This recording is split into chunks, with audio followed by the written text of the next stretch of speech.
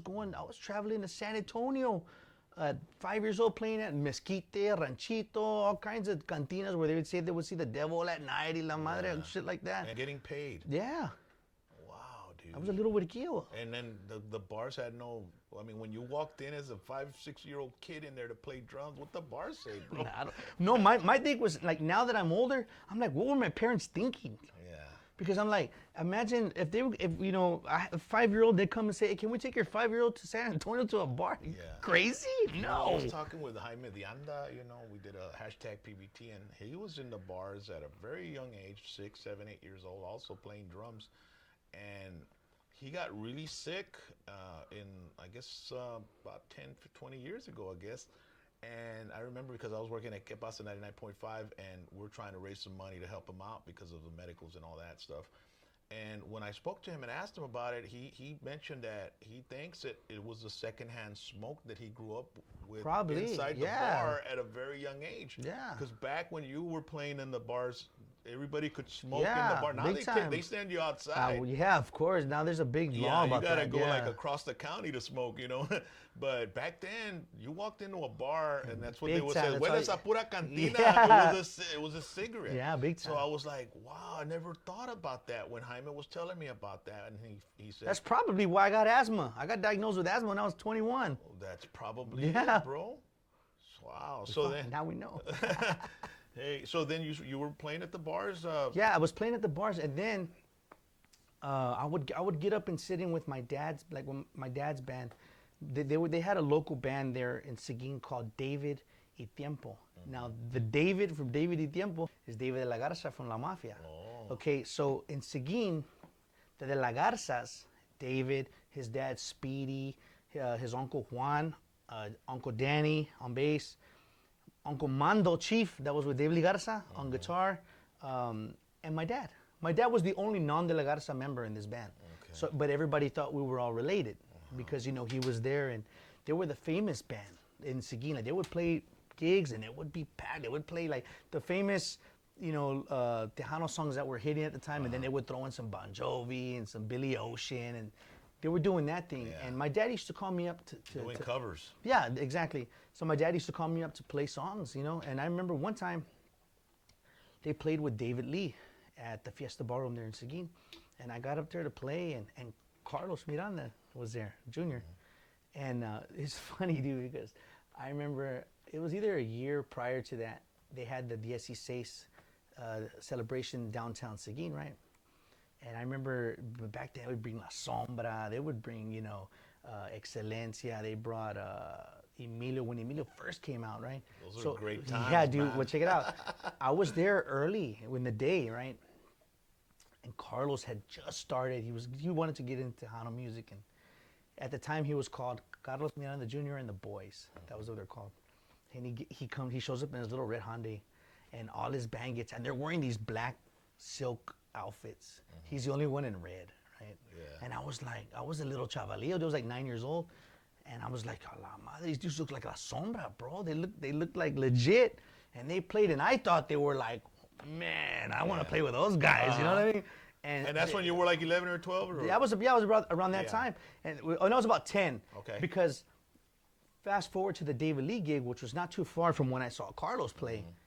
He was at the gig, and he tells me, hey, I'm looking for a drummer. I was a little kid. You want to play? Yeah. But I had to ask my mom and dad first. Yeah. So I went and asked my parents, and they said, yeah. So, dude, we started jamming, bro. And Carlos was living there in Seguin. Yeah. He's born and raised. Yeah, he's born and raised from Seguin, too. And I went and played with him, man. And I started playing with him when I was like 10 years old. And the thing about it, at that time in the industry, Tejano music was already getting, it was making a lot of noise, So even if you were a local band playing covers, you could play Friday, Saturday, Sunday, and in different parts. Yeah. So we were performing everywhere. The 90s was a very strong era and decade for Tejano. Dude. So check it out. We were performing everywhere in Texas, and we had this, flyer of the band or whatever. And it's funny because A.B. Quintanilla, at the time Selena, They were, Selena was doing her thing, whatever. And whenever they would come into a town, they would see our flyer.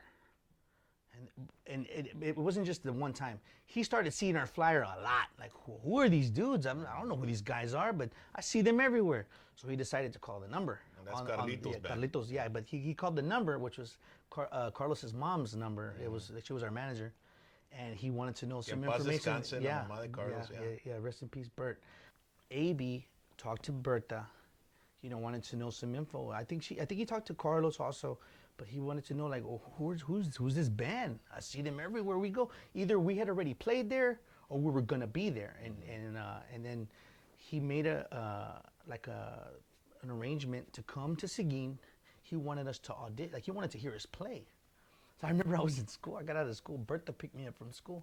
She goes, "We have an audition at the Nochecita Hall." Nochecita Hall was an old bar that they owned, and we used to rehearse there. So we went to she took me there, and AB was there with his wife Angie at the time, and I didn't know who he was. I didn't know who AB was. I didn't know that was Selena's brother. I didn't know nothing. I didn't even know who this guy was.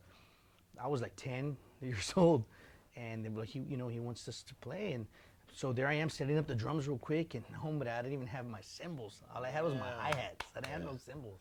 So I did the audition without cymbals, just like that. I mean, we played for him, and he liked it. And he was like, long story short, how about you guys think about coming on the road with Selena Los Dinos? So we went on the road as their opening act for like 2 years. Everywhere she went, we were their opening act. That was awesome, man. That's when I saw you all at the Freeman Coliseum. Yeah, exactly. You were opening up for Selena. Yeah, and I remember one time we were in Austin, Texas, at the club, and we would watch them play. When they would go on stage, and I was sitting there one time on the side of the stage in Austin, and AB was playing, and he looks at me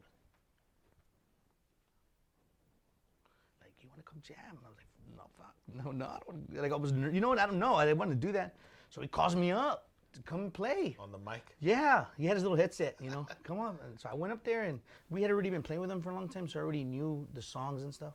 So I would get up there, dude, and play a couple songs with them every night, and that was fun. That's awesome. Yeah. Bro.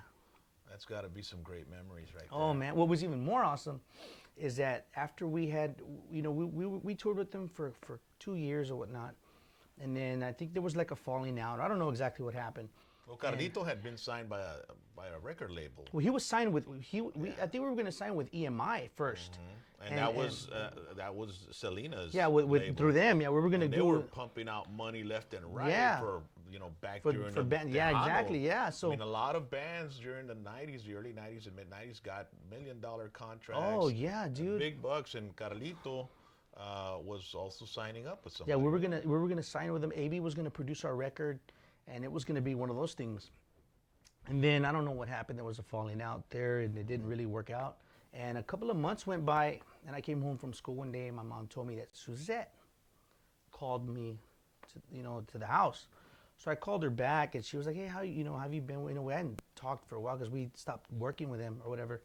And she asked me if I could do her a favor and go on the road and play for her. I forget, she was doing something. I think it was around where she wanted, something was going on. I don't know if it was with the boutiques or something was interfering with touring. So she asked me to go play drums, and it was probably the boutiques because, man, she was all spearheading that. So I went on the road with the Dinos and played drums. How was it playing? It was awesome, dude. I mean, it was. You got to drive in the Silver Eagle? Yeah, no. Well, I wrote a little bit in Berta, the first one, but it was the gray one that belonged to Rush. That Silver Eagle that I was with them, for a while, and it was awesome, man. I mean, it's like the funny thing is that when I fast forward years later to playing with AB with Cumbia Kings and the Cumbia All Stars, whatever. I didn't realize. I mean, I just knew him as AB, like your friend there, plays bass, and I didn't see them the way everybody saw them, And it's crazy, but it's I think it's pretty cool how big they ended up getting. I mean, she was big time. Yeah. Where were you when you found out that Selena died, man? That Selena was killed, man? I was actually in